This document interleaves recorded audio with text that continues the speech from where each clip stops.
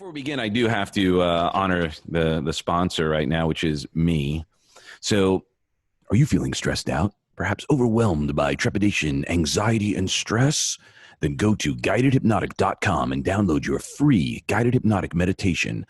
Bust your anxiety once and for all with your guided hypnotic meditation at guidedhypnotic.com.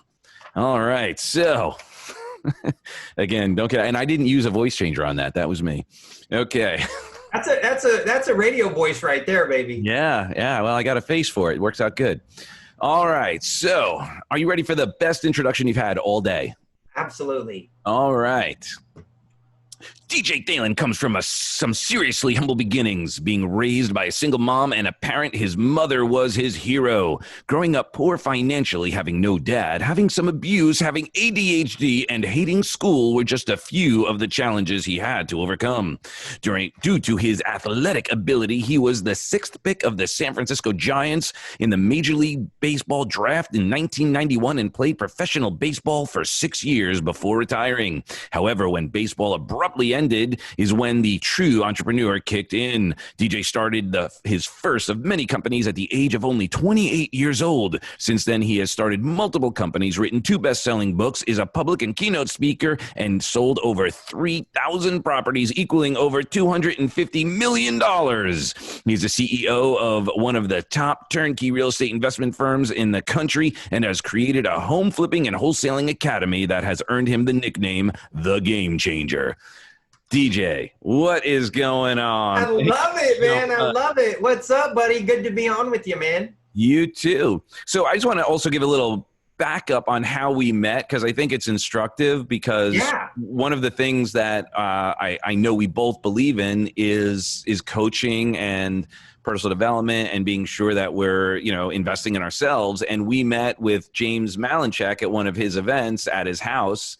And we just hit it off. You're an outstanding guy. I know you continue to work with James. I haven't had a whole lot of opportunities to, but we still stay in touch. But it's so powerful when we go to events like that, the level of people that we can meet. And it's just amazing how we just, clicked and stayed in touch ever since. And that is so amazing. So thank you for that. Yeah. Oh, absolutely, man. Yeah. Had you and Heidi on my show. Yeah, and which was really, really cool. And but yeah, that's James Mallett. Shout out to James, man, the secret millionaire, baby. Yep. Yeah, I mean, at his house, right? And I think that so many people, it's people that understand. Is that on your side? Yeah, it says you're calling me. I'm gonna decline it. Weird. Yeah. I must have accidentally hit something. But mentorship, man, is huge, and it's cool because when you go to stuff like that, you see you people that have never went, that you wonder like, oh, I'm not into that, or what kind of people are going to be. It's successful people that are like, hey, I got to keep pouring into myself. I got to keep learning. I got to keep growing. I've got to keep learning like little moves, like even with James. I mean, the amount that I spent with James, the moves that I learned, power words, right? Little things like words, even in script, when you're writing script, words not to use, words to use. I mean, that can be worth irreplaceable, So I think it's just, pouring into yourself and always looking like, hey, man, I got to this level. How can I go to the next level, the next stair? Always. And what was cool about you is not only is just your vibe so awesome, like you're just a great guy, is your story is pretty amazing. I know we touched upon it in your intro, but like share a little bit, like what are some of the challenges that have brought you to where you are based on what you learned from them? Because it's obviously entrepreneurship and starting businesses is not necessarily the easiest thing to do. And you certainly capitalized on your opportunities to grow. Yeah, it's easier than hitting a major league fastball. Right. But I think like for me, buddy, I took a lot of things that I took a lot of things that I didn't that I thought were like curses growing up, like, oh, you know, it's like negatives, right? So, you know, we were poor, or, you know, had some abuse, had ADD, hated school. Like, dude, back in the 80s, 70s and 80s, that wasn't, like, it's not a good combination anyways, Right. but it's not a good combo. And I share these things with people to say, hey, maybe you didn't go through the things I went through, but we've all been through some messed up stuff, you know? Right. And so it's just understanding that, hey, my past doesn't equal my future. And I think I took a lot of things from baseball, not when I was playing, right? Because that's how it is, right? It's like you got a great parent. It's like, oh, they'll realize someday how great I was to them, right? but not in the moment.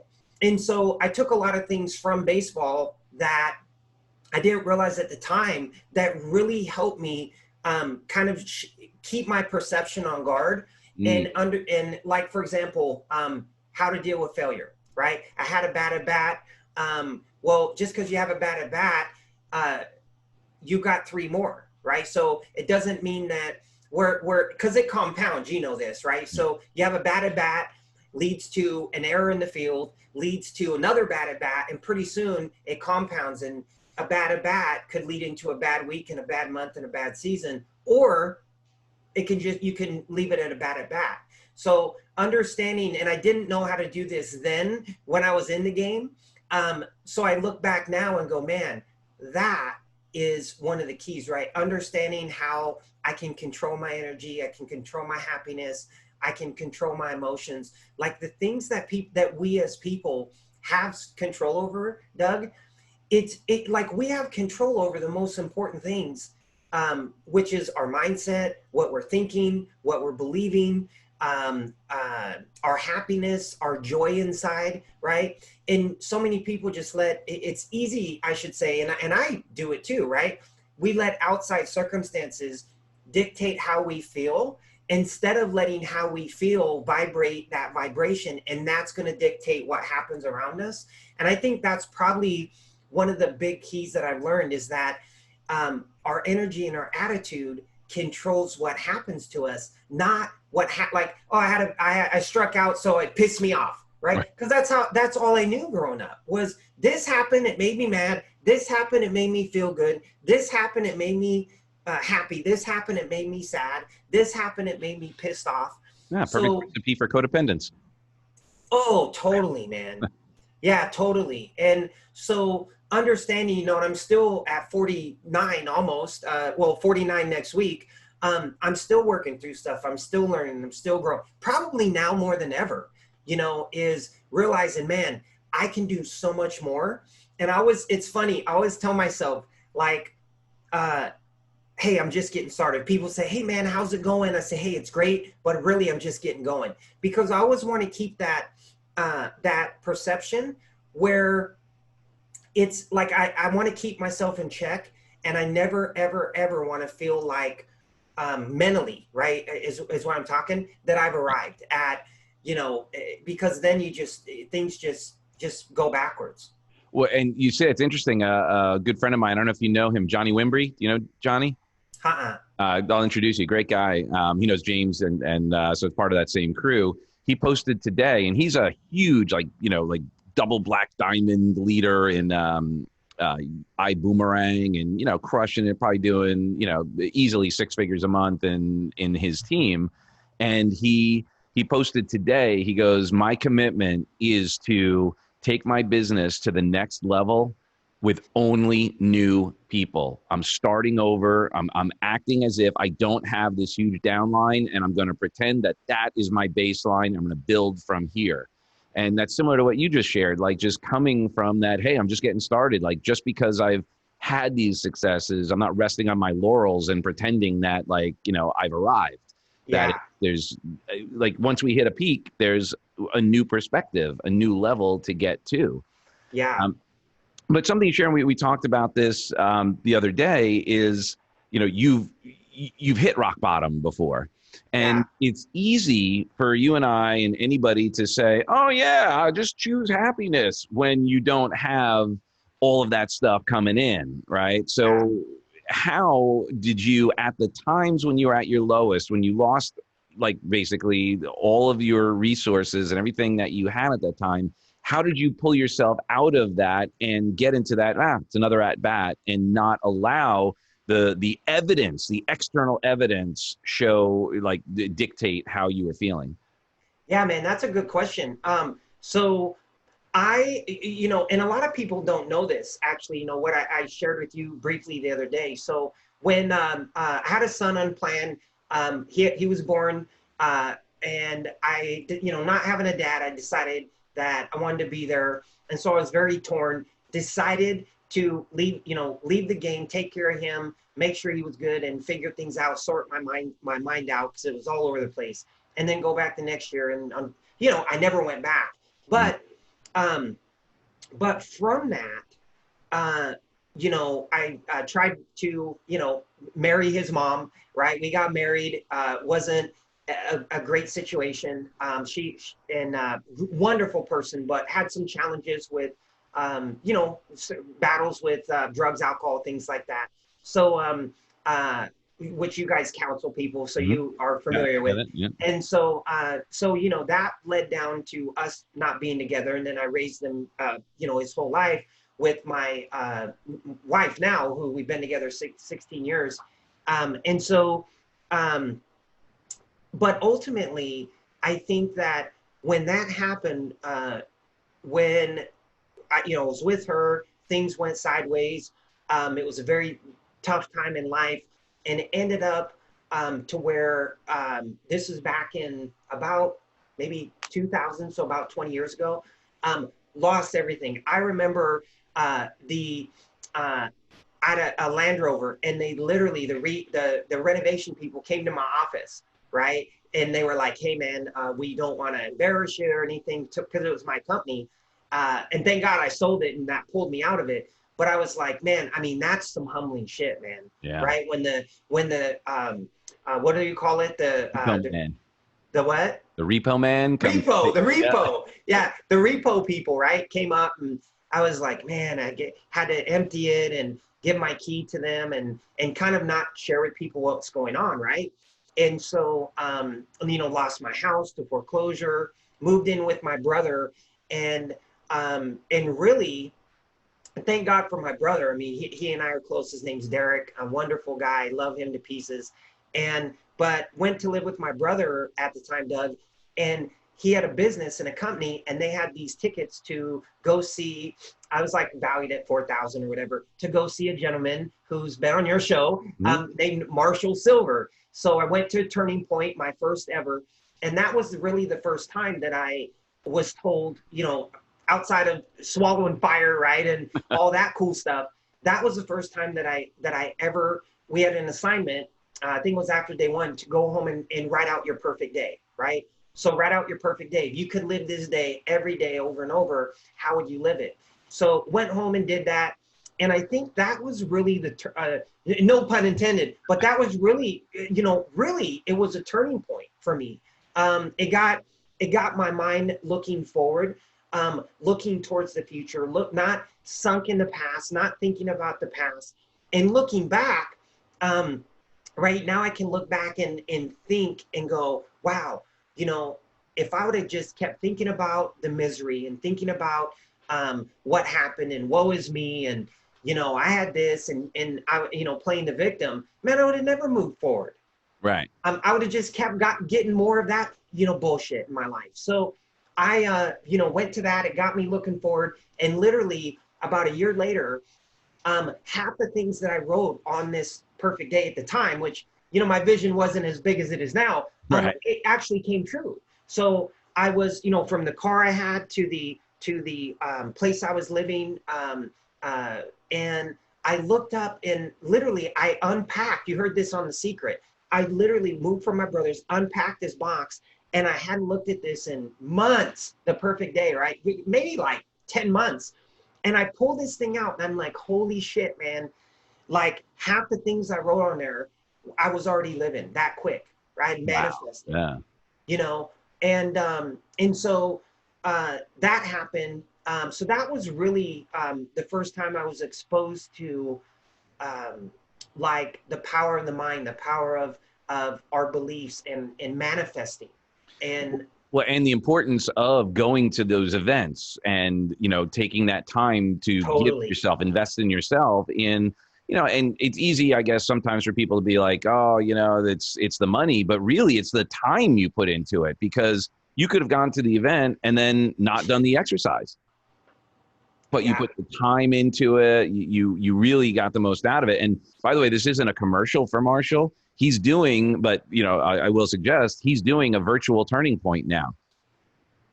So, let's, we'll connect with them and make Yeah. him a nice testimonial, because that would be, I'm sure he'd Oh appreciate it, man. because Yeah. it's a powerful event. Yeah. I mean, that was, and since then, not only have I done that 4 times, but have manifested it 4 times. And so, yeah, very important to, I think, a lot of things in life, right? Gratitude and all this, but like having a vision for your life. And it led me, actually, it's a big part of my academy and mentorship now, Doug, where I tell people, say, hey, this is the fast track to manifesting is, you have a vision board of your best version of you in all areas, physically, mentally, financially, the car you want, the house, yes, of course, but the relationship you want with your wife, husband, like everything on the vision board. Then you write out a perfect day that aligns with the vision board, right? Mm-hmm. And then you write down a routine, a daily routine and habits that you will follow that align with who the person is on the vision board. And Right. so what you're doing is now you're aligning your energy, your thoughts, and everything that you're manifesting. But also, right, if you have that vision board and you write out a perfect day and you've got a shitty routine and smoke weed, eat Cheetos till noon every day, and then wonder why like life isn't, moving forward. Hey, I'm not saying there's nothing wrong with smoking weed and eating Cheetos, by the way, right? I'm sure a lot of successful people do. I'm just saying, They don't all day. All day, not all day, yeah. But if it doesn't align, right, like looking at that vision board and saying, who would that person hang out with, right? And making a note. Mm-hmm. And acting as if you're already that person, even before you're that person. And that's probably the biggest thing that I found in life is, I remember when I was talking about speaking with Grant, who I've become friends with, Cardone, before I even spoke with him, and so, but just playing this in your head on, and then putting the work, right? So the vision is great. The perfect day is great. Reading it every day is great. But then having a routine that in the thoughts, right? The routine and of the action, the activity you're doing, and the mental side, the thoughts that align with who would that person hang out with? What would they listen to when they were driving down the road? What would they do in the first thing in the morning? What time would they get up? What would they do at night? Right. So in literally thinking about how would that person behave? And then really doing your best to put yourself forward in that space as if you're already there. And I found like that's what I found has kept me going in life through my ups and downs and dark times is just having redoing a vision, for the future in my life. And it's been a huge game changer. Well, and what's cool is that two things. One, Napoleon Hill talked about his the guy that taught him. I'm not Napoleon Hill, Jim Rohn.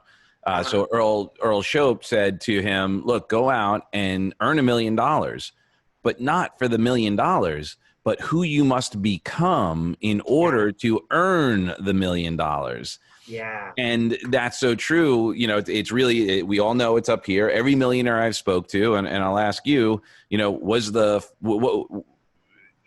the hardest thing about becoming a millionaire? I think the hardest thing about achieving any level of financial success is the limiting beliefs that we believe about ourselves, right? Our self-talk, Mm-hmm. especially for me growing up very poor, we can't, hearing over and over and over, we can't afford this, you can't get that, money doesn't grow on trees was very commonly thrown around. And it wasn't said intentionally to hurt me, Of course. but of course, right? I had a loving family, amazing mom, great grandparents, but it was still there. And those were some things that I was wondered why I like I get to a certain level and cap, right? And then get to a certain level and cap.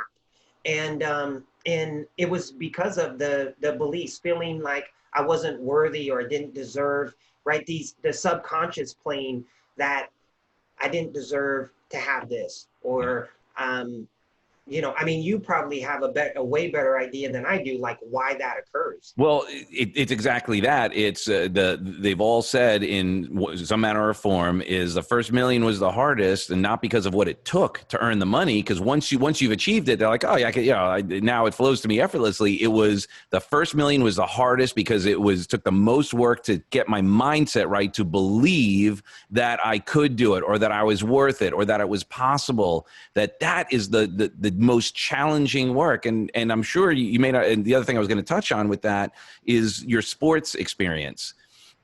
I'm sure that when you were the most successful, when you got into the zone, you were visualizing success in whatever play you were going to be doing and whatever experience you're going to have in your at bat. When you would be getting up there, when you're stepping up to the plate, you knew you would fail if you went up there visualizing yourself failing.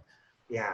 But if you went up there and you did visualize, and I kind of make the joke, but I remember the old school, I don't know if Babe Ruth ever did this, but the badass guy goes out there and he just points to like where it's going to go. And he's just got so much certainty and belief it's going out the park. Yeah. Right? Which the purpose of that, I don't think people really realize it. The purpose of that is twofold. Not only is it owning that that's going to happen, but it's to put doubt in the pitcher's mind and the team's mind to psych them out so that they start having limiting beliefs, which is going to impact their performance. Yeah. Oh, totally.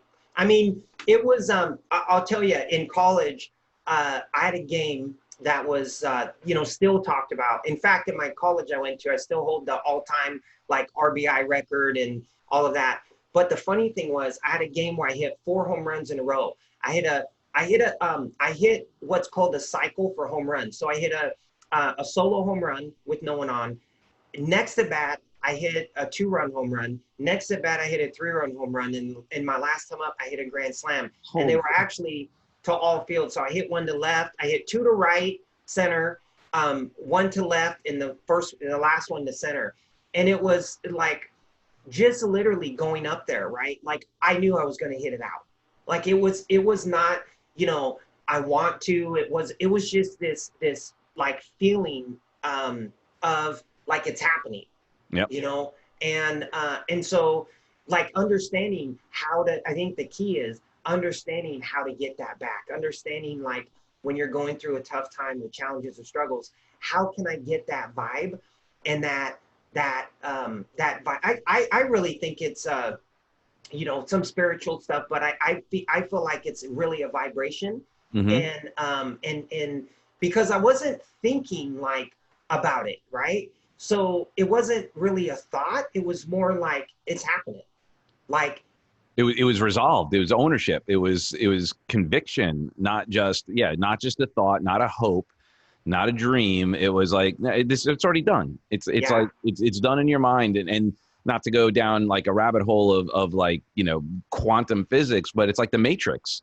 Like when they were in there and remember they were fighting and Morpheus to Neo was like, you think you're breathing that air? Yeah. Like Morpheus had so much ownership in the Matrix. He wasn't even thinking that he needed to breathe because he was so in the zone. And I noticed the most successful people, they know how to access their genius state. They know how to access their zone, especially when stuff is not going right. And, and we're seeing it right now. We put a timestamp on what's going on right now. This is, July of 2020, and we're in the midst of a pandemic that I think most people thought was going to be over by now. And like, I don't think that, obviously no one was prepared for this. Well, I shouldn't say that. Some conspiracy theorists might say that they're some prepared for it, but the average person, you know, guys like you and I, we weren't like sitting there in January going, oh, I expect we're going to have a complete shutdown of the entire economy, country, and all of the work that we've been doing in some area of life to be stopped on a dime. Yeah. Yet there are people who are figuring it out. And I know you're one of them. What happened? What were you working on? Did you have to pivot? Were you working on some things that when this came down, it brought your approach to a halt? You know, that's a great question, man. And I think this answer will help a lot of people. Um, I'm so used to, I'm like a Gary Vaynerchuk, right? Vaynerchuk says, listen, while you're trying to overanalyze and get everything perfect before you move or take action, right? You're trying to be a perfect 3-0, and I'm 119 to 87, right? So I might have missed 87 times, but I made 119 while you made 3, right? Yeah. So I think, like, for me, I've gotten really comfortable at understanding what needs to be done. And like, when this all happened, you know, it caused a lot of fear, right? So obviously we have a real estate investment company. When fear's out there in the market, it locks things up a little. So at the time, I started thinking ahead and going, okay, what can we do to, what's a strategy that we can use that's different than what anyone else is doing? Because this is how I created my the evolution of home flipping, right? Is how to flip homes, make your money, not use your money, have your money in a couple days. So I've always, growing up poor, you know, I talk about this a lot, playing video games with pennies at 10, straws at 11. I was always thinking like backwards. So it's like I go back to the things that happen to you in your life that you thought were negative, like, oh, I don't got money, but you learned a way around it, right? End up being a blessing in the future, because now I can so easily look at things and reverse engineer, as a lot of people call it now, right? It's so like breathing to me. So it's easy for me to find solutions that are outside of the box of what most people would think. So I started thinking, how can we come up with a investment strategy where we can get people into deals? Okay, there's fear. How can we carve a niche inside of this where we can get people into properties for, you know, instead of them having to spend 50 or 60 cash, maybe we can find a way to get them into properties for 15 to 20. And then that got me thinking of options and ways, and I created that. And it's, you know, it's been something that now we have this niche that I've created that is very unique, that people love. It's easy to deliver on.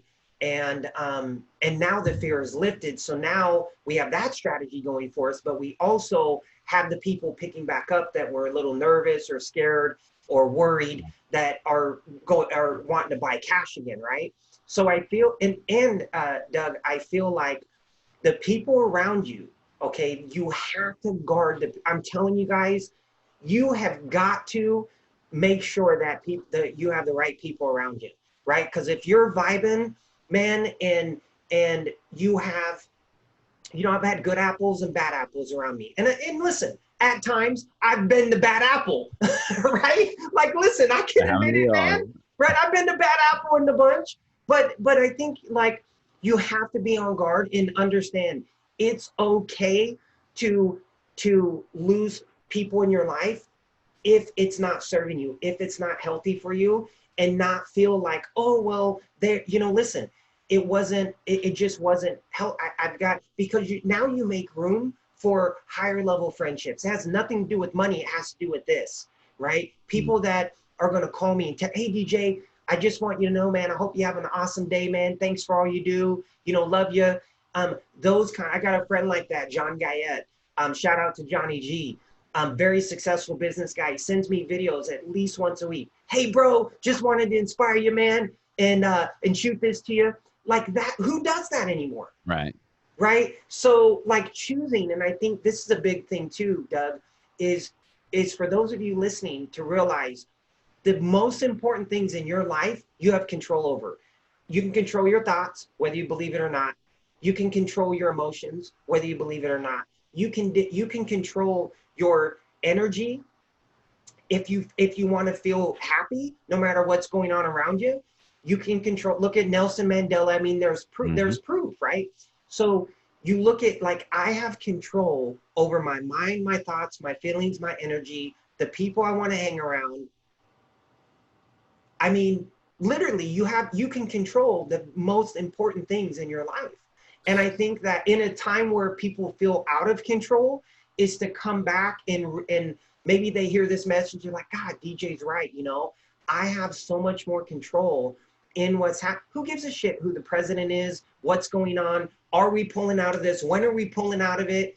I mean, who cares, right? Because you can't control it. Right. So I think giving energy to the things, realizing that we as people have more power and more, we have more control than we give ourselves credit for. 100%. I mean, one of my programs is called Freedom Hack, and that's what it's about. Freedom hacking is about creating emotional freedom, freedom of choice, and we get to choose that. And one of the things I'll share, Heidi shared this with me.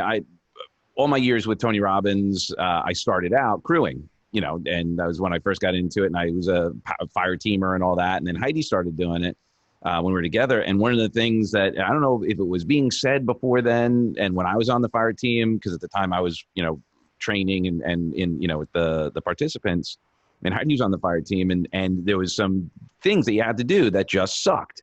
Like, you're preparing for a fire walk. There's a lot of tedious work you got to do. That's hot, that's sweaty, that's long, and all that. And the term that she came back with was that, yeah, we embrace the suck. We embrace it, right? We can't change it. So then dance with it instead of resisting it. We embrace it. And right now, there's a lot of crap going on. But if we embrace it, if we choose to go, okay, let's embrace it and go, how to, like what you shared was brilliant. We said, okay, can't change it. What can I do? Well, let's find a new strategy that can help people, knowing that there's going to be a shift in mindset. There's fear. How can we mitigate that? How can we still offer something? And that's so true with our families, right? How can we offer that even just at on an emotional and spiritual level for our families who are struggling right now?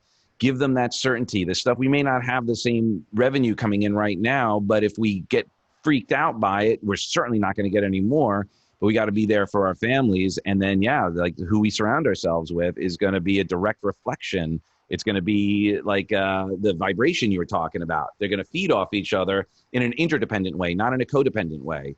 Like, misery loves company. Yeah. And so does happiness. So does success.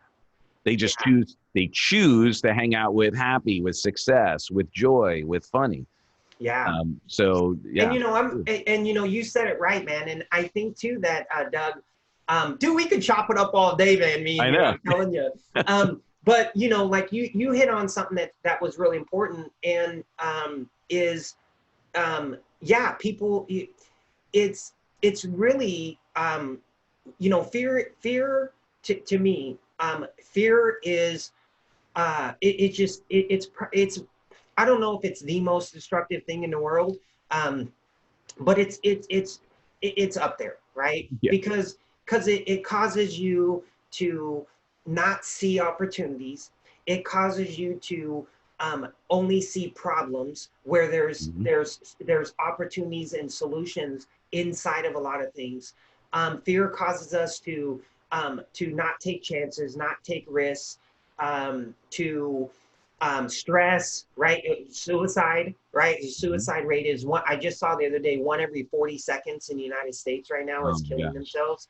So it's and again, this is, people talk about what's going on and all. Yeah, there's COVID's real. Yes, people are passing from it. Yes, of course, right? Like, it's a disease. It's a virus. It's not like it gets in your body. It can jack stuff up. But at the same time, I think that the real damage to our country, speaking openly, has been done by the false fear that has been being installed, especially after talking to my doctor the other day. You saw my post. Yeah. I mean, it's unbelievable how you look at the Spanish flu, the H1N1, and how much more excessively you know, hundreds of times worse than this. Country wasn't shut down. You know, people, it didn't cause the financial destruction that this has caused. So makes you wonder like why, but at the same time, I've come to realize, hey, it's not in my control, but I feel like, hey, if you're experiencing fear, hey, create a vision board, right? Mm-hmm. Start like, because here's the thing, this could be a blessing for you where, hey, I lost my job and shit, I wanted to start my own business anyway, right? When you're not living in fear, you'll see opportunities in times that other people see crisis, where you close in and you close down and shut down. You'll see opportunities like, man, I didn't like. You'll see whatever you look for. Yep. Period. Seek You want to see. You want to find. Yeah, you want to find, you know, negative about someone, you'll find it anywhere. If you want to see the good in someone, you'll see it, right? So however you're looking at something, if you're looking at someone thinking, oh, this is a bad, I don't like this person, but I'll go and listen to him, right? You're going to literally be so irritated sitting there because no matter what they say, you're only going to pull out the stuff that's bad. Oh God, I can't this. I knew that this was going to happen, right? So it's literally a glass half full, glass half empty. But in this time, looking at this and say, man, what is good? Like take a minute, and it's simple, but write down the things that, how this is affecting your life in a positive way. The good things that you can, you know, I call it the blessings and the curse. You know, when I was younger, having ADD, thought it was a curse, you know, thought I was stupid, thought I was not good in school. And it wasn't that. I just didn't give a shit. I wanted to go play sports, right? And it was like, I just didn't feel like it was important. Want to talk the learning style for you, because I'm going to hallucinate that you're a kinesthetic learner, that you learn by doing, not by. Totally. So of course school would suck for you. Like same with me. Like I'm a doer, not a thinker. Like, so I would be the one asking the question. So I got, what's the word, you know, diagnosed with ADD or ADHD as well. And I was prescribed Ritalin. And my mom was like, he doesn't have a deficiency of Ritalin. Like, no, we're not, we're not giving him drugs because that's not what's missing. Like, you know, it's just, you know, she didn't know enough about learning styles and all that kind of stuff. Yeah. She just knew that, like, as young boys, that also plays into like doing stuff and being active. Just sitting in a chair doing nothing, creative minds don't do well in that. You know, it's just a huge challenge. But one of the things you had shared too about the fear, I imagine there was a race coming up, right? So everybody's going to do this race, and we're driving gas-powered cars. Now, what would be the most effective fuel to put in the car? Would it be the high octane, like 94 octane, super high test fuel, or would it be the old dingy, like 82 octane that's been sitting around for like, you know, 100 years? Which would be the better gas to put in the car? Oh, the high octane. Right. So all of these performers are fueling themselves with high octane, high vibration, energy, thoughts, beliefs like, you know, I can do this, I'm flexible, I have confidence, have love, have gratitude, have humor. And then all the people who are putting the crap gas in their car are acting out of fear, out of anger, out of frustration. And they're the ones who aren't getting results. They're falling behind, and they're blaming and they're getting mad at the people who chose to put the high test in, because we all walked up to the same pump. We have it within.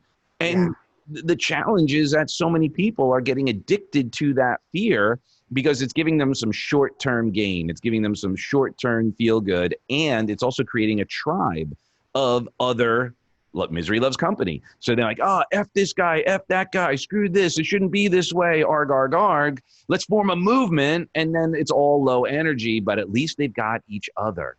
Yeah. And ultimately, if you think about it, why does anyone want to succeed? Because they're going to get love. They're going to get all that. But why, if that's ultimately what we want, why bother working so hard when all you got to do is complain? And you get an illusion of love and connection, because people be like, oh, yeah, that sucks too. Yeah, me too. Oh, man. Well, great example, Doug. Like, this is a great example. You post something, right? And everyone knows this. So if you post something positive, I could post something really positive that could help a lot of people, right? Like something like this, right? Where we're sharing some great insight on how they can change their lives, how they can pull out of things. And, you know, like you could post something great, get a few comments. You post about someone, and listen, I'm all for, you post about someone dying, about someone losing their job, about you getting a divorce, about that, you know, you were in the hospital and suicidal, right? While I have compassion for that, why does all of that get so much attention? Or F this politician, that politician, F this guy. and yeah, and then like, Yeah, dude, I posted some, I stay away from like posting political stuff, but I just had to, you know, post what I heard about COVID the other day from my doctor. Man, it's insane. You can see clearly left, right. Yeah. Oh, this person that, you know, and it's like, rather than, because I don't give a shit if you hate Trump or not, or you love Trump or not, right? It's like, just detach the emotion and say, okay, hey, this was a good move. Hey, that was a shitty move, right? And it's just, but it's so amazing how we're brainwashed and walking around and don't even know it. Well, and the other thing that happens too is that the reticular activator system, right, is what you shared earlier, you know, right? So what you look for, you'll find. Well, that's an algorithm. It's a built-in algorithm for our own survival, right? So that we can, you know, we're looking for how to avoid pain and all of that. And you know, it's not into the neurobiology of that. But when we look at the phone, the algorithms on Facebook are the same. So if you engage in negative stuff on Facebook, the Facebook gods go, oh, you're gonna stay online. If I put more of the stuff that you've just engaged in, we're going to target you. So if you go F this guy, screw that, oh, poor me, woe is me, all of that, and you get a lot of engagement, Facebook will put that more in your feed because Facebook wants you on their platform. If you engage in positive stuff and all of that, you'll see more of that in your feed and less of the negativity. But here's what's happening. And again, this is just hyperbole now. I'm just making this up. I wonder if part of the way we're being influenced is by these algorithms maybe being influenced to put more negative stuff in people's feeds and bury some of the positive stuff so that it keeps people just in general lodged on, because the most positive person in the world still could get sucked into some drama.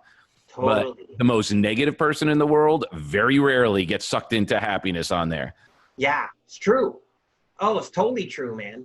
Yeah, no, absolutely. and yeah, and I think too, even it's like everything is perception, right? So I think if you guys, if we all looked and said, okay, I have this situation in my life, how can you tell me, DJ, that something positive can come of this?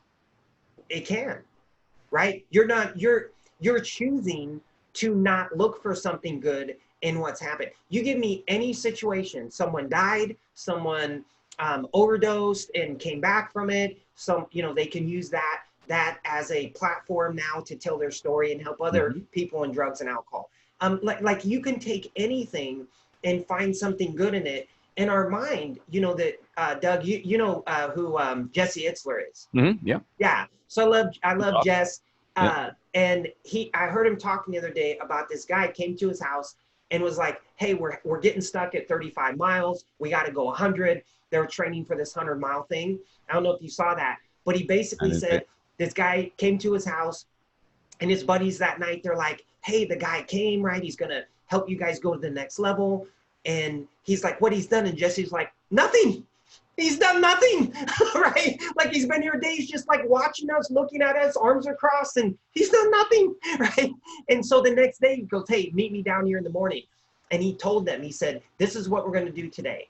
Okay, when you're training, is you're going to break your record. You're going to break it. And here's how you're going to do it.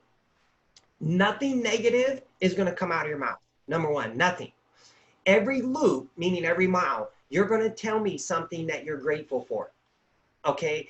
And on top of that, every so often, I don't forget if it was every 3 minutes or whatever, and it was so impactful, I literally have this sitting on my desk right here, right? You can see it. And it's a saying, and it says, it's magic. It's magical. I never get tired. Right. So he said, it's magical with energy. Right. Yep. It's magical. I never get tired.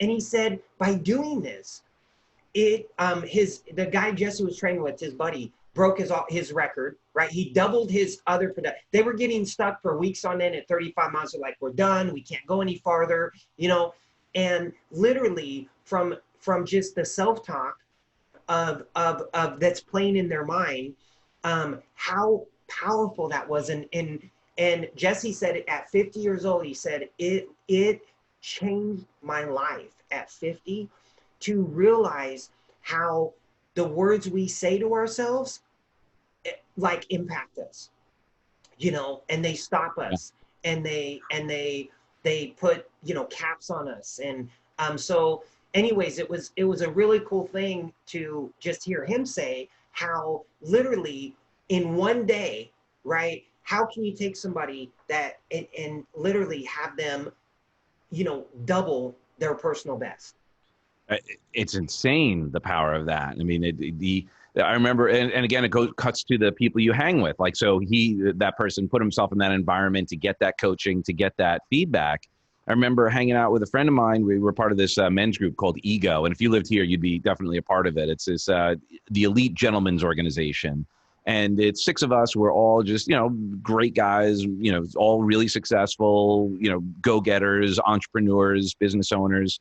And one of them we were hanging out with, we were out to dinner, and I just had a bad deal, real estate deal. I got, the short story is the title company got hacked and sent an email, and because of a deadline and all this, I ended up sending $10K to the wrong account, and I lost the money. And so I was sharing what happened. I was like, yeah, I'm just, I just fell victim to, an email fraud. And he's like, you're not a victim. He's like, take responsibility. You made a mistake. Like, could you have avoided it? I'm like, well, yeah, I mean, yeah, I guess I could have, I would have. Yeah. Well, yeah, I could have. I allowed the time frame, the pressure and all that in the rush to get it done. I did not do it. I knew I should have done. And if anyone's a victim of something, it's me, of a victim of me, not the email fraud. But it was just so interesting where that friend could call me on and be like, don't play the victim. You made a mistake, but you're not a victim. And in there, it's like, yeah, personal responsibility. I can choose to feel like a victim or choose to learn something. Yeah. Aha. And then go, I'm not going to do this again. And now, not only will I never make that mistake, I will be sure no one in my world makes that mistake because I learned a $10,000 lesson. Yeah. Oh, totally, man. Yeah. And having, you had said something, having those people around you, hey, and it's not even that, it's not, I say this all the time. It's not that the words we say, right? Because it's not our thoughts. We all have so many thoughts come through our head. Some are destructive, some aren't healthy, some are, evil, whatever. But it's when, the damage comes, what I've learned is the damage comes when I believe it. Right. When I have a thought, and Tony Robbins talks about this. You look at you worked with him for years. Mm-hmm. You look at this thought as a cloud, right? And just going by and God, look at, that is not my thought. How the heck did that get in there? Right. Yep. And you have to do these things. I like literally understanding that you can shift your mind. Like I played, who Frank Thomas is? No. Hall of Fame, first ballot Hall of Famer, one of the best home run hitters. I think he's number 5 or 6 or something like that on the all-time home run list. Wow. Hall of Famer, played for the White Sox, big dude. They called him the Big Hurt. So Frank Thomas. That I remember. Yeah. So Frank Thomas told me, he says, DJ, when I was playing, he said I used to do something, and it's the first time I heard someone say this. So he said, what made me great was I never gave the pitcher never got me out. And I was like, what do you mean? He said, if they struck me out, I would go back to the dugout and I would say, like, it would be my fault right? Like I got myself out. Anytime I struck out, flew out, something, it was me. I got myself out. And by doing that, and this is brilliant when he told me this, it was like mind bomb. He said I would twist it in my mind to where I got myself out. He didn't beat me, I beat myself. Yeah. So whereas and I started thinking about that going, wow, that is so brilliant, right? Like when you go back and go, man, I got myself out on that. I shouldn't have swung at that pitch, but that I'm not getting myself out next time, right? And where he would spin it to where it was like, this guy's not better. If you did it the other way, like, man, he's nasty today. He's throwing right anything he wants. He's throwing. Man, this is gonna be a long day. And you start playing that in your head. Now you're 0 for 4 really quickly. Yep. Right. So those little things, that we can do as people to literally shift our perception on how we're looking and viewing something, where now we're empowered instead of disempowered. Love it. I mean, and that's so important, that personal responsibility, because that's where I think where a lot of the gaps in this world are lying right now, especially sadly in America, is it seems like there's a lot less personal responsibility and a lot of blaming. And that, to your point, if he didn't go, hey, you know what, I'm going to take responsibility. I got myself out. Now at least I can learn from it. Otherwise, I go in, if I go, the pitcher's on fire. He's crushing it today. I'm lost before walking up. And so many people right now are losing the game. Like I would use the example of, like, imagine your favorite team, and it's similar to what you're talking about, like your favorite team before the championship game, and the coach comes out to the team and he's like, this game is going to suck. Man, we are going to lose. We're going to lose hard. It's going to be long and painful. Man, if we weren't contractually obligated to play this freaking game, I would say let's forfeit. All right, let's go get him. Like the game is already lost. How could? But now that's obviously an exaggeration. But imagine how some people show up to their day. They wake up and like, oh, great, what new hell is going to be opening up for me today? And then wondering why they're having a crap day. And then go, it's so-and-so's fault. It's the government's fault. It's COVID's fault. It's Doug's fault, whatever. And then they say, and here's the worst thing. They'll listen to this and they'll try it half-assed and go, this doesn't work. Those guys are full of crap. Yeah. Oh yeah. Yeah. Hey, I tell people all the time, anything you try doesn't work. Yep. You've gotta commit. And the only way that it works is you gotta commit and just stay and commit and do the work. Right. Right. And have the right mindset and have gratitude and be happy and just focus on I call it income producing activities, and focus on the activities. Right. So you can look back and go, like some people, I lost this job and that happened. And it's like, man, you've been wanting to start your own business for 20 years. Right. Look at that as the opportunity in this good. And people, like, again, listen, there's a lot of people that lost their jobs. Obviously, it's a sensitive subject. I totally understand it's out of your control. But what's in your control is where do I go now? How quick? Hey, everyone listen, if you think you're going to be champion of the world and meaning successful and not get punched in the face, you're delusional. Yep. Right? So knowing, hey, I'm going to get punched in the face, it's how quick do I jump back up? Right? How quick can I overcome that batted bat? And I think the ability, even my wife says to me sometimes, like, man, you have this ability, which she doesn't know if it's good or bad sometimes, right? But it's like to literally detach feelings and not feel, right? And probably, like, I think that I've acquired that over time because when I was young, right, and I did play ball and I would strike out, fucking smash the bat, throw the helmet, right? And just like And I spent so much energy, Doug, and so much time being pissed off Mm-hmm. that I realized, like, man, that's not serving me, right? I've gotta detach and learn to control my emotions better. So sometimes, like, handling things, some people might see and go, how can they go through that, or how could they do that and then act like everything's okay, right? You have to. Otherwise, you get sucked into just, I mean, you go into a bad place, man. And, what do you think about that? I couldn't agree more. I mean, growing up, I didn't play sports, but I was a reject. I was an outcast. I only had two emotions. I was pissed off or depressed.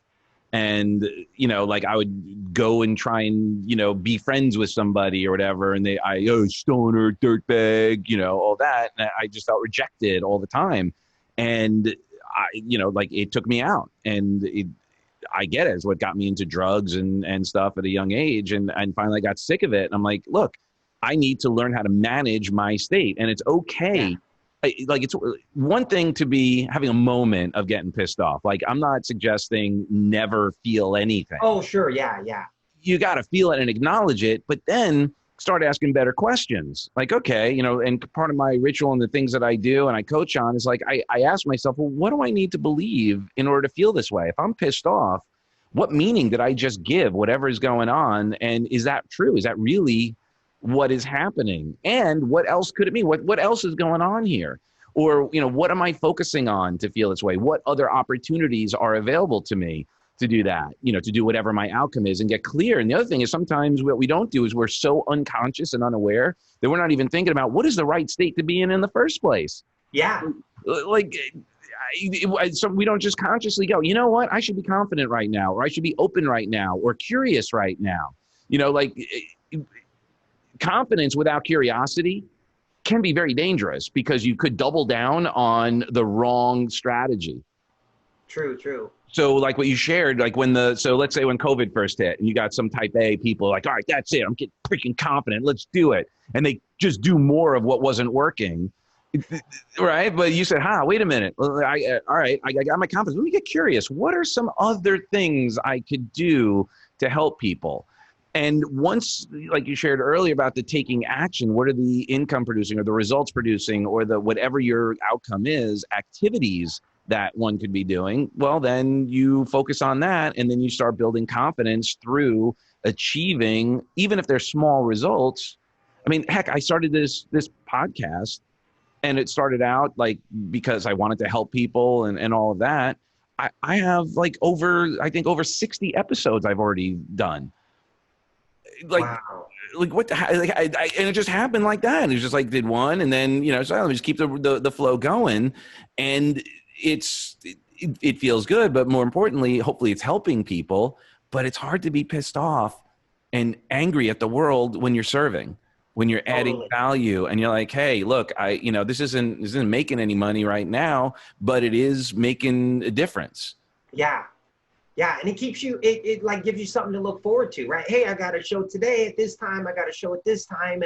And you get off and it's like, man, I've got this energy, and it's vibing. Like even my office, I don't know if you're this way, but I learned this from, I didn't learn it from them, but it was reinforced by Steve Harvey. So he said, I saw him a couple years ago talking, and he said, your vision, like everything around you should vibrate what you're doing, right? That's why I've got like the 10X towel, right? Mm-hmm. Right here, I've got me with Grant, me with Damon, John, books, baseballs. I got 3 baseballs over here. You know who they are? Dude, they're not people that never made it or played for a year or were shitty. I've got Stan Musial, Matt Williams, and Barry Bonds, right? Wow. Like some of the best. So everything around me, Tribe of Mentors book by Tim Ferriss, like everything around me is, I want to subconsciously prime me that if I'm looking at something, I don't want it to be a picture of childhood that was a bad memory, right? That's gonna, it's just like, I used to keep a picture of my mom, right? And who was my hero and stuff.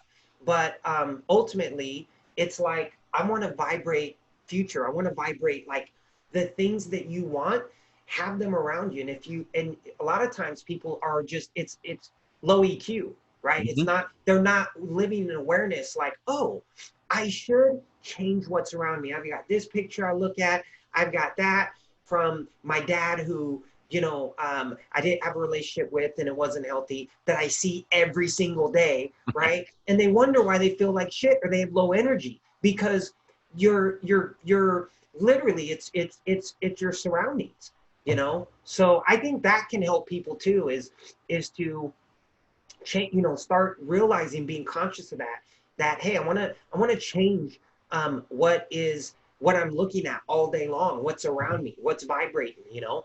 Yeah, I mean, well, and it goes even to the core of feng shui, where it Totally. actually does. I mean, it doesn't. You don't have to necessarily be worried about which, you know, way your bed is facing and The crown of your head. Yeah, but like, yeah, I mean, if you don't, Yeah, I have tried that before. Yeah, I'm thinking, shit, man, it can't hurt, right? You know, like I might as well give it a swing, man. Totally. Well, I mean, Jim Rohn talked about that. He was like, an apple a day. Well, it can't hurt. Exactly. You know, and he's like, the doctor never came, so I guess it worked. Yeah. So let's shift a little bit to, like, as you were sharing and you had that vision to work with Grant. I mean, for me, it was working with Tony, and you know, we have different relationships, like, you know, what you're doing with Grant, what I did with Tony. So it's a little bit different, but you know, my music career and all that, we have similar applications. How did you get into the situation that you're in? What was the pathway to make that happen? I think you know, this is funny. So when I first met Gray, interacted. So we were at the 10X Grow conference, not this last one, but the one before in Miami, right? And I had my new hats, my game changer hats. That's right before we met. Yeah. Oh no, that was after we met. We had already met, and you had talked about how that's what you were going to be doing. You had the hats with you at James's thing, if I recall. Yeah. So I go there, right? And I go to this event, and this goes back to what you were saying, the power of going and being around like-minded people, going to events, investing in events. So I go, invested some money, had a great seat. First lunch break, I sit at this table with a guy and his wife, looked at his watch. I'm like, dude, that's a dope watch, man. They have matching watches. I'm like, that's sweet, man. And I love your watch. He goes, hey, thanks, man. So what's your name? DJ, what's your name? Brandon Dawson, who now is Grant's partner with Pardon Ventures, right? Wow. And very successful business guy. So he and I became friends, and Nat, his wife, you know, spent a lot of time throughout the event, you know, breaks, things like that, chatting, and had no idea like who he was, what he did, didn't care. And so, but ultimately, so this is great, right? I think that this goes to show you guys that when an opportunity, when you set your mind to something, when you set your vision to something, sometimes you have to make your own door. Yeah. Right. And so I'm big on like creating your opportunity. So this is a true story. So I'm sitting there. I've got my Gucci backpack, which I got right here actually. I got my backpack with my hats, and the event's over. They're having an after party thing behind the stage, and I'm talking to my son. I'm standing off to the side talking to my son on the phone, and Grant walks out, right? And all these people around him, right, taking pictures and doing all this, right? So what I did was, I told my son, I said, hey, Grant's out here. I'm gonna go meet him. I gotta go, right? I hang up with my son, and my son will attest to it. Hang up with my son. I got a hat or two of my hats, and I literally put them in my hand, take them out of my bag, walk around. So Grant's walking in front of this stage. It's hip hop artist is playing. The crowd's going crazy, right? All this, and he just swarmed by people. So he walks up to this table in the front, and it's someone, you know, a family member or someone like this, and he's talking to them, and they give him a hug. I walk around everybody, walk around the table, and right up in front, right up to him where nobody was. Everyone was behind him, right? So I went around, took a different route, and walked right up to him, and I was standing there, and basically he stops talking, he looks up, and I said, hey, Grant, my name's DJ. I said, I really connect with you, man. You know, I grew up without a dad. You know, I got a chance to play professional baseball, and I just wanted to give you a couple of my hats as a gift to you, and just say, hey, man, you're a big inspiration, and I really like what you're doing. He goes, he was shocked, right? And so it's kind of like Malinchek says, you approach them with the handkerchief. You do something for them. You give some. I didn't ask him like to, right? But here's what ensued. So I give him a couple of my hats, which by the way is GC is GC. Yeah, I know.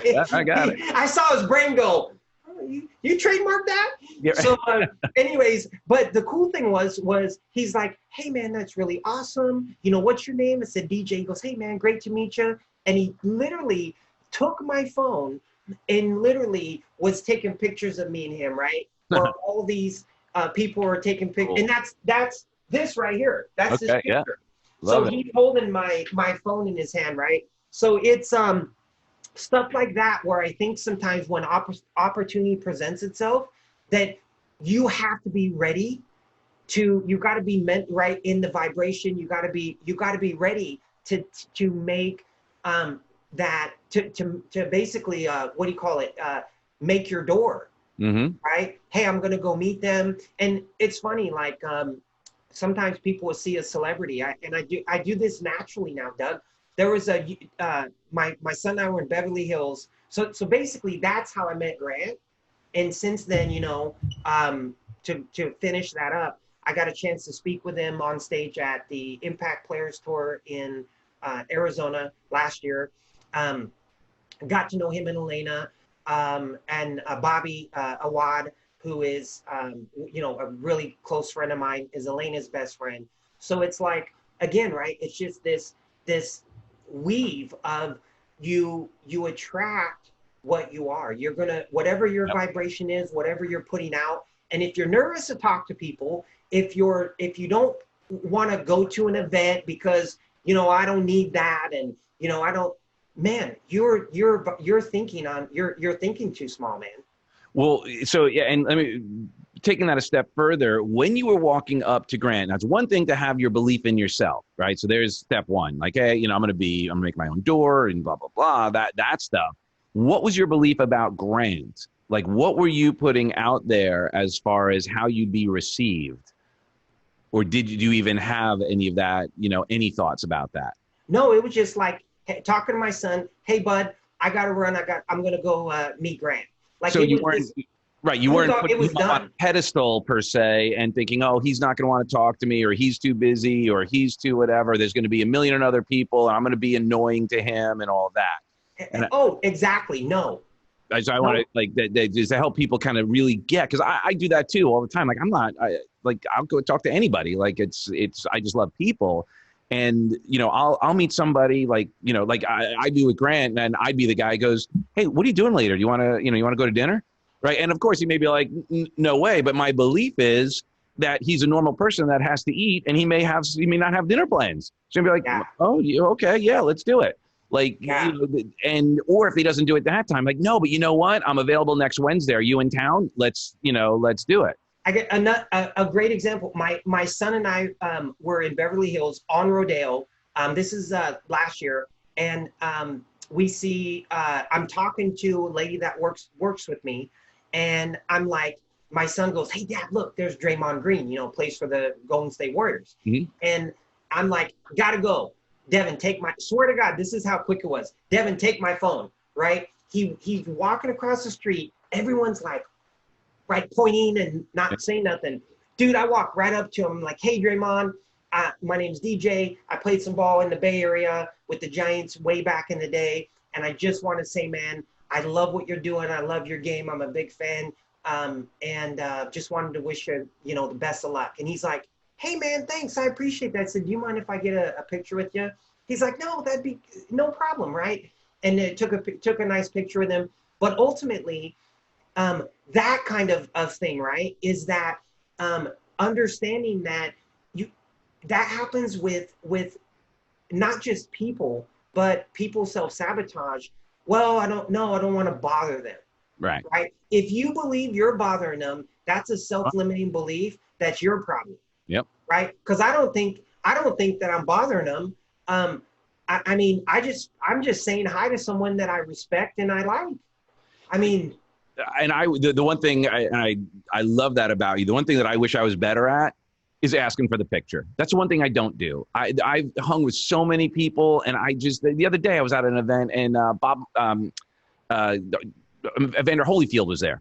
So I was like, "Hey, champ, what's going on?" And we're just talking and stuff. And then I'm like, we're done talking. We just chilled, right? yeah. Talked for a few minutes, and I never got the picture.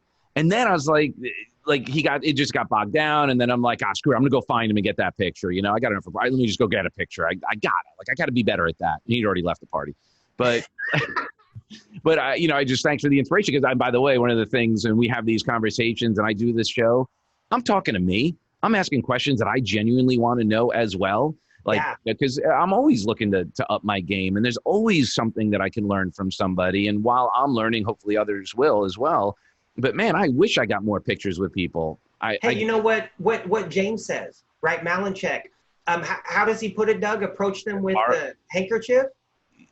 Yeah. What was the? To where you're doing something, right? Everyone wants something from people, right? Yep. Hey, do something for them. Another great example right here. You see this picture with Damon John? Yep. People are like, dude, how did you get him to hold your hats up? I didn't. It to him. It is. Right? I'm literally standing in line waiting, right? Because I bought his course, whatever. Okay, we're going to get a picture with Dame. And he's got, a few daughters, right? So I looked the names up of his daughters and saw how many he had. And I'm like, okay, 1, 2, 3, and one for his wife or whatever, right? So I stacked 4 hats, put them in my hand, got my backpack, get up there. Guy's like, hey man, you can't pitch him. If you're gonna pitch him, you can't pitch him with that. He thought I was gonna like pitch him with some memorabilia. I said, no man, I want to give these to him and his daughters, and I named his daughters, right? Yeah. And he's like, oh, okay, right? And dude, I'm thinking, because he was like, hey, well, can you go and give him to this guy over here, right? And literally, Doug, at that moment, I'm thinking, no way, right? I'm giving them to him. Yeah. At that moment, Dame says, hey, I said, hey, I literally stepped in front of this guy, and I'm like, hey, Damon, I just wanted to give these as a gift to you and your kids. And he's like, oh, bring him here, man. And he looked at my hats. He's like, dude, these are dope, right? And looked at them and everything, and didn't even ask him, and he held them there, right? And so, but giving, right? Giving first. And so many people now on social media, I call it slinging their shit, right? Everybody wants to sling their shit. Everybody wants someone's attention. Everybody, I get so many messages a day. Hey, sweetie. Hey, dude. Hey, DJ. We want to sell you, trying to sell me something. Instagram growth or this or that, right? And it's like, dude, why don't you get to know? Nobody, everyone's got it backwards, right? And that's why it's so easy to win today is all you got to do is, and like if someone looked me up, I have people ask me, I have a team that DMs people for leads, and I have people ask me, oh, are you a real estate investor? I'm like, did you not look at my damn profile? You know what I mean? Like, and it's so easy. All you got to do is look at someone, take 30 seconds, and then message them something about what, if someone mets me, hey DJ, I'm a huge Giants fan, man. I love that you played with the Giants. I have a marketing company, and I'd like to give you, something, right? But just acknowledge me, acknowledge what I do. They've done some research and they know who you are, who they're talking to. Not approach me differently, and I think that's how, talking about business or getting more business or building a business, looking at I've always done this, and Jesse Itzler put it perfect. What's your brownie? What's your on a floor of white marble, you have to be the black square. Yep. Where you stand out, or the black circle, right? Where everyone's the same, and it's like, what makes you different? What makes you everyone has this. Everyone is a real estate agent. Everyone is this. What makes you unique, and what makes you different, right? Yep. And I think if people could look at from that standpoint and look how they can add value to people in ways that other people aren't, it makes it easy to win. So true. And unfortunately, I think, again, it goes back to the mindset that people get overwhelmed. And I'm guilty of it too, you know, Oh seeing yeah, we all are.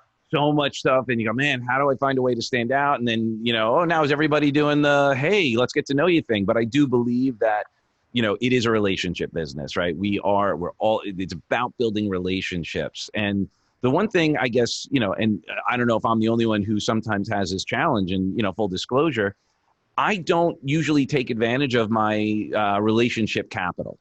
Like I have friends, I have people like, how did you find yourself after you started to develop a relationship? I don't know whether business came before any friendship, but like, where do you draw that line as you build relationships? And then you're like, oh man, now I want to like it's almost like going from friends, the friend zone with a girl, into relationship zone. I kind of feel that way in business. Like, okay, I'm friends with you. I don't know if I want to like, then now if I go into business, is that going to change? Like, how have you navigated that? Because I think that's a yeah, common challenge. I think you're like me, right? So if you're a people person, you love, most of us genuinely love to help people, Right. right? You'd agree with me on that. Mm-hmm. So or like we give more joy at a giving than receiving a lot of times. So when it comes to that, unless I'm with my wife, no, I'm just kidding. I had to throw it was on my mind, man. I couldn't get it out. But yeah, exactly. But no, like even for example with Grant, right? We were talking about big baseball guy, right? So when I had him on my show and podcast, and you know, he came in, we chatted and stuff, and last year, and I had on the counter something that I gave him that I knew would mean a lot to him, and he would never forget it. Which was, and so I started off the interview. If you watch it, I literally and I didn't do it in any like I did it out of just the genuineness of my heart because I wanted to. I didn't do it because I wanted something back. I think that's the big thing, right? Is give it when you give without anticipating doing it for any hidden agenda. You know, like do it because it's cool and you think, hey, this person would really like this. So I had a ball by Billy Martin, who's the all-time, right, kicking, ranning, the original pick up the bases, throw, spin on the umpire, kick the dirt on him for the Yankees, right, Hall of Fame manager. So my mom, when we were young, brought this baseball home, and she's like, hey, this guy, because she bartended at night, she worked 2 jobs to support us. So she brought this baseball home signed, and we're like, cool, brand new baseball. Dude, we never had a brand new baseball to play catch with, right? Yeah. My brother and I are playing catch. It's got, you know, some, and so anyway, so then when we're watching TV one day and my brother goes, DJ, man, that's the guy. It was Billy Martin, right? We didn't know. My mom was just like, you know, he's probably trying to, my mom was hot, man. I know he wanted some, you know, but like, that was right. Signed it. My kids that love baseball. She didn't know who he was. Gets his baseball, brings it home, Billy Martin. So I told Grant, say, hey, my mom, you know, was my hero, worked her whole life, passed away at 62 after retiring. 30 days later, she passed. So it was unfortunate, but she just meant so much, and she inspired me in so many things. And I said to Grant, hey, because you inspire me in so many ways, I want to pass this torch and pass this gift onto you, right? So anyways, and it, you know, meant a lot to him and things, but you know, never forget that, right? And then for his birthday, I just got him I had a Hank Aaron ball that I sent off to him. Wow. You know, and just say, hey, but those are things that I don't do it because, like, I do that stuff for, you know, my son, for my brother, for clients, right? They're you know, or just somebody, hey man, I know you're a big, you know, Madison Bumgarner fan. I got this autographed bat, and I thought you'd enjoy it more than I would, right? Like just sowing seeds and doing and giving to people without asking or wanting anything in return. People will be amazed at how much more comes back to them from that person, and not even maybe that person, but from other people, right? Well, right. It's not direct reciprocity where you're like, yeah, I gave to you, you give to me. It's that you create that energy, and the more you give, the more open your hands are to receive. Yeah.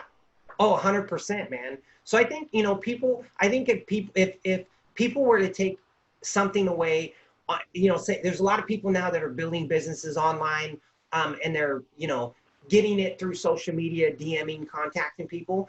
I think those of you listening to this, if you're doing that, the best way to get in with somebody is to do something for them first. Stop. Dude, I get so many messages. I just delete them. Like, I get so many. Doug, if you add up my LinkedIn, my Instagram, if someone is pitching me something, I don't know, so I just delete. I don't even read them anymore, right? So, like.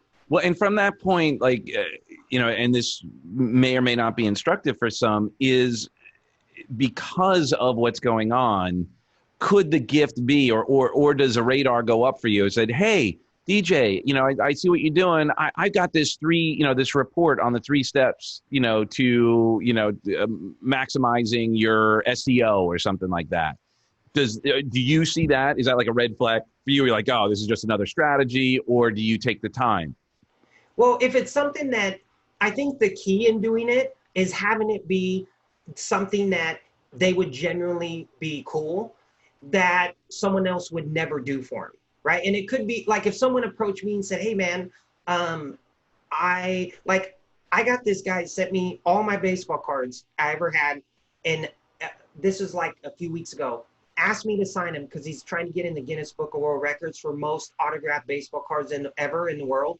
So I signed them, right? Sent them to him. Dude, I get a postcard. I literally kept it. It's somewhere in here. I get a postcard back from him, Doug, thanking me, handwritten, right? And I'm just like, unbelievable, right? Like, who does that anymore? So those little things where, like, if this dude said, DJ, I remember you signed some balls for me. I'd say, I instantly would remember it, right? Hey, could you sign something for my daughter? Yeah, what do you want? Hey, could I ask you for a favor? Yes, absolutely, man. How can I help you? Right? Because he genuinely did something that was really cool for me. Right. So I think it's more than just giving someone a swipe download file or something. Right. I think it's more. I think it's got to be more like something that is in line with them. It's personalized. Personalized. Yeah. Yeah. Yeah. Like a personalized.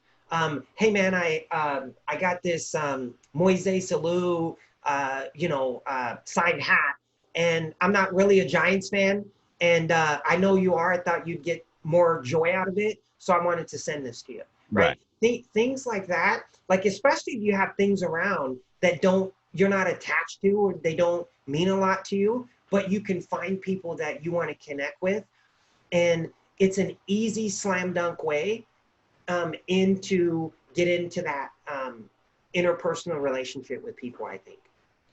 And thank you, because one of the things that I think people also forget is that while a lot of important people have gatekeepers, they are still accessible.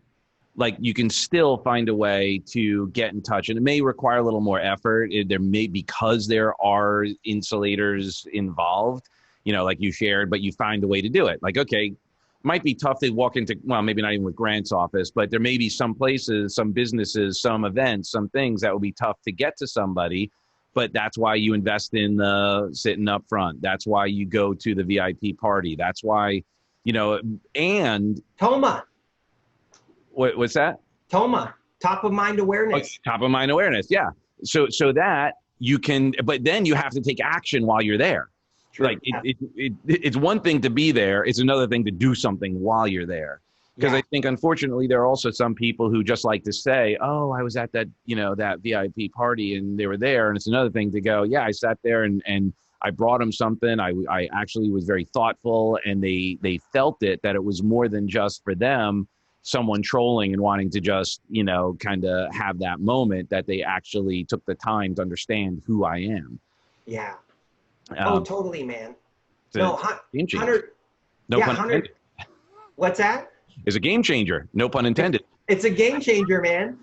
Yeah, and the more that you the more that you, we all love giving, right? So the more that you do that and you get into the habit of, especially right now, you know, if you're building a business, like you can, it's so easy online. I used to knock on doors, dude, like knock on doors, selling security systems. So I'm cut from that cloth. Now you can knock on doors using social media DMing. The problem is people use it.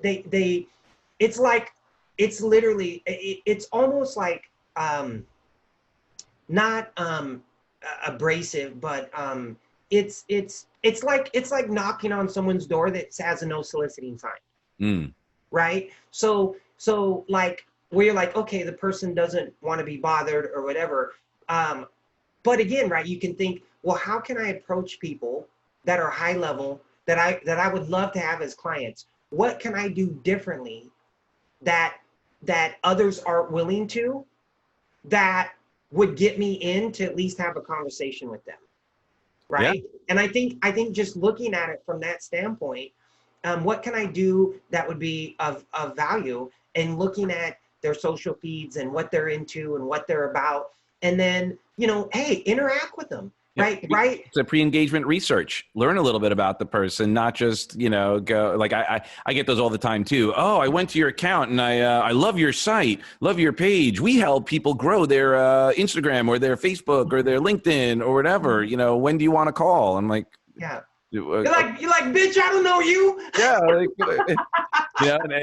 And it's bold. I get it. Like I get sometimes, you know, cause you know, owning properties, I get, you know, that you could do the skip traces, and I'll get you know, like random calls like, hey, how's it going? You know, like as if they know me. And I'm like, okay, that's cool. I'm like, do I know you? Like, yeah. You know, what do you mean? And, you know, they're like, oh, well, no, you know, I saw you had a property and I was wondering if you wanted to sell it. Yeah. Yeah. Exactly. Yeah. Yeah. No, it's true, man. And it's so, like, I firmly believe right now, right, while other people, I always believe like we're in the best. It's like the pastor. 5 p.m. service is my favorite. Hey, you're the 10 a.m. service. You guys were my favorite, right? They tell everyone they're their favorite. But I think that's how it is, right? It's so, like, if you guys that are listening to this, no matter what you're doing, right? Life, obviously mindset first. You got to work on your mindset. You've got to really shape and be conscious of what you're listening to and what you're believing. And I just feel like in a time right now when there's so much opportunity and it's so easy to win if you just do the things that other people aren't willing to do. Like I had a lady the other day that made me a video, Irene, and sent it to me. Was like, hey, DJ, you were awesome. You gave us some instructions, some information. You took time on your Saturday to speak to us. And I just wanted to send this to you. I took some clips off of your interview and I sent you a video about it, right? Nice. Like who does that? You know what I mean? Irene does. Irene does, right? But that's what I'm talking about. Yep. Is that kind of thing, to where you're literally, it's so easy to win these days. But again, like Malinchek said, you got to approach people with the napkin, or, you know, like the servant, right? Yeah. You got to approach people like that and do something for them. And they'll feel inclined to do something back for you. Absolutely. You know? Well, so as we're discussing, we haven't really gotten into kind of what you're doing in any depth. Like, what's going on with you? How are you? You know, like, what's the value add with your, you know, your fortune builders and the game changing stuff you're doing? What you got brewing, and how do people like work with you and benefit? Like, what are your programs? What is your product? And, you know, how can people be part of what you're doing? Yeah. So with Fortune Foreclosures, I started Fortune Foreclosures investing. Fortune Builder is a big training system. Right. Yeah. I got confused. I was the. Yeah. But I started Fortune Foreclosures back in 2005. Well, I started formally in 2007 formed the LLC, but I was doing it in end of '05, started in end of '05, so 15 years. So I basically, Doug, long story short, carved a niche, getting out of state, low cost, low risk investments for people, handling all the heavy lifting. So we get them the property, get utilities on, help them with whatever they need, getting it fixed, getting it rented, like we're here for them and help them with all of that. So they have less time. So they're low risk, right? As low as 40, 50,000. We can get people into deals now for 15 to 20K. Wow. So, but essentially, low cost, low risk, out of state deals done for you. And so I started doing that. That business took off, exploded. I've grown and scaled that. And then about 2 years ago, I saw a need. You know, a lot of people were wholesaling and trying to wholesale or doing things, but they were doing it backwards. So I was like, man, this niche that I created, the way I do my deals, no one was doing them that way. So I created, again, it's like, instead of putting the quarter in the machine, right, the arcade machine up top, I go in from the bottom, flip the penny up, it hits the same thing. So right. Again, looking at it backwards. So I created a way to flip properties, not use my own money, make my profits up front, and you have them in 2 to 3 days. So it's very unique. It didn't exist. No one was doing it. Well, at the time, now I look back and go, well, shit, man, I've been doing this over a decade, right? And no one was doing their deals this way. No one was teaching how to do deals this way. And so I finally decided, after a lot of years and a lot of success, that I was going to roll out my own signature program called Flipping on Demand. And I rolled that out last year. And it's just been a game changer, man, where people have come in that were trying to wholesale, trying to do things. And, you know, what I did that was really cool was that I was able to look at other courses, programs, things that I spoke at a lot of events over the years, and I got to see their landmines, right? Like, oh, they can never talk to the CEO. I'm going to, so people can communicate with me personally. Okay, I'm going to add that. So I created not just a program, right? But what we call a brand partnership. So they come in, we give them a co-branded website with, celebrities on it, endorsements, improvements. Like, we give them things they would never be able to afford, right? For super cheap. And I do that, and we help them with their sales. We help them get properties. I teach them how to do everything on their own. But until they get up and able to do everything on their own, we say, hey, we're going to fish with you, right? All you got to do is cast a line, cast it where we tell you, when we tell you, let a thing sink. When it bites, hand it to us, we'll reel it in, and we'll eat the fish, we split it, right? So as they're learning how to do everything on their own, they get to work with my sales team to help them sell and close deals, right? When they're not at the level of doing it themselves. They get to work with my acquisitions team to help get deals. So until they're skilled up on getting their own deals. So it's almost like they have their own company without having the overhead and the office and the employees and all of that. So it's really cool. The mindset stuff we pour into them, the mentorship, the transformation, is teaching them good habits, teaching them how to do it, teaching them the things that I learned from Marshall: vision board, perfect day, routine, habits. Yep. And so teaching them that and the stuff that they're not getting in other places, I think has been the big thing and the big shift. So people that, if they're wholesaling or investing in real estate, I just am moving things over to my main website, which is djthielenlive.com, DJTHIELEN live, LIVE.com.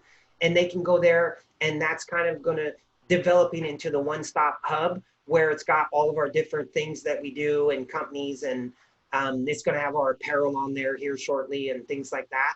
Awesome. So they can go there and literally the instructions, whatever they're looking to do. Anyone that's in real estate that's wanting to do more, no matter if they're wanting to buy, invest, flip, wholesale, like that's our niche. That's where we can help people. Is really go to the next level. So how are you marketing it? How could I help you? What are some resources that would be valuable? Are you going into RIAs? Are you going into wholesaling groups, investor groups? Like, what is the best way to get your opportunities and exposure? For the investors, a lot of repeat buyers, and obviously we have, so we have our Academy members that may have a buyer, but they have no idea how to get a deal, sell them a deal, close the deal, do the docs, right? We'll say, hey, that's cool. You got an investor. Let him talk to my team. My team will get him ready. We'll go get him a deal. We'll close it for you and with you, and we'll split the profits, right? So we make 20 grand, you get half, we get half. They're like, sweet, right? So, and they're learning how to do it themselves at the same time. Right. So yeah, I mean, we do, some, a lot of word of mouth, a lot of Academy members that bring investors in that we help close deals for and with. And then really just marketing. My assistant, Rona Angelis, markets in Facebook groups, like wholesale groups. People, hey, and we just get on the phone, have a conversation with them. And hey, where are you at? Where are you wanting to get to? We can help you. Do you want some help? And then, we share with them, how we can help them and the investment and things like that. Awesome. Well, yeah. I'm going to make some connections for you. I don't know if they'll be valuable. They're not necessarily competitors, but they're great people. And if nothing else, there'll be I'm sure some good friendships, but you never know like where the crossovers are, because they're plugged into, the different worlds. Cause, my main worlds are, personal development, music, and real estate. So, anything I can do to support you, of course, is my privilege. I appreciate it, buddy. I appreciate it. And thanks for having me on, man. I love this. I mean, dude, we're so, I mean, these are things that, what's cool about this, Doug, is that, like, these are things you and I never chopped up before, right. just literally, on the fly, talking about things, life struggles, challenges. Yeah, man, it's cool. I like it. I appreciate you having me on. Oh, dude, thank you. And you're, of course, if you have anything going on, welcome back. Let's have you come on and say, hey, I got this, if you got a book or an event coming up, let's, be sure that we're getting people aware, right? Yeah. That's the thing is we got to raise people's vibration, their consciousness, so that everyone realizes there are opportunities and that, there's support out there. And there's plenty of people who are willing to share their wisdom and knowledge to help people get to the next level, because that's how we're going to change the world for the better. Absolutely. The world is changing and parts of it aren't, may not be for the better at the moment. So yeah, anything we can do to turn the tide. Absolutely, buddy. No, sounds great, man. Well, dude, I love you for who you are and who you aren't. And any final words, any last plug that you want to do before we sign off? So people.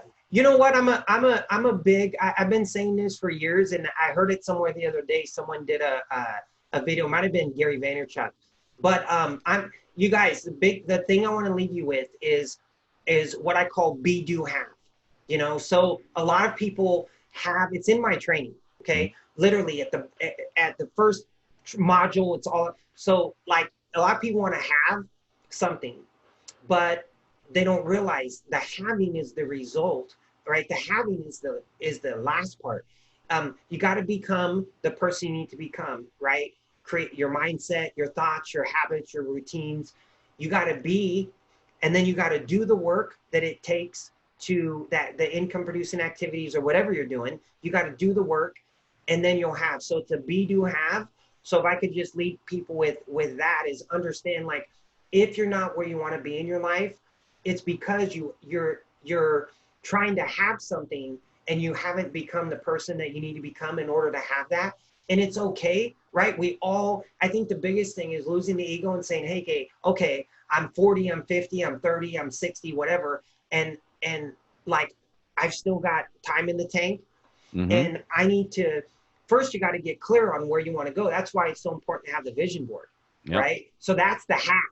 So then the doing is, once you have the perfect day, right, is doing the things that person on the vision board in the perfect day, the routines, the habits that you'll set to align with the perfect day. So that's really the big thing I want to leave people with, to say, if you haven't done a vision board and written a perfect day and created a routine and habits that align with that, do it. It'll change your life. I promise you. If you do that and you put the work in, you'll be amazed. You'll look up in a year or 6 months and you'll be like, oh my God, like I'm at a point that I've never been at before. But it's like, if you don't do that, right, you just get on a plane and you hear this analogy, like wherever it's going to go, it's going to go. Yeah, wherever the wind takes me. Wherever the wind takes me. Hey, and listen, if that it makes you happy and you are like ecstatic living that way, live that way, right? I'm a big believer in that. And but you know, yeah, be do have is how you're going to get there to your goals. And you know, that's what I got, man. Love it. Hey, last thing, have you done Landmark? The Landmark Forum or any? No. Oh, well, that's one of their main things in there is the be do have. And the only reason I'm bringing it up is next week, Sophie McLean, who was my Landmark leader like 25 years ago, she's going to be a guest on the show. And Landmark is, you know, an offshoot. Yeah, I've heard of it. Yeah. That? So it's just funny when you said that. It was the second time that whole thing. There's only so many ways you could draw a square. So, you know, we're all on the same mission. So, dude, thank you. Be do have vision board, ideal day. Love you, brother. Love you too, man. Thanks for everything. Talk to you in a bit. Peace. All right, bud.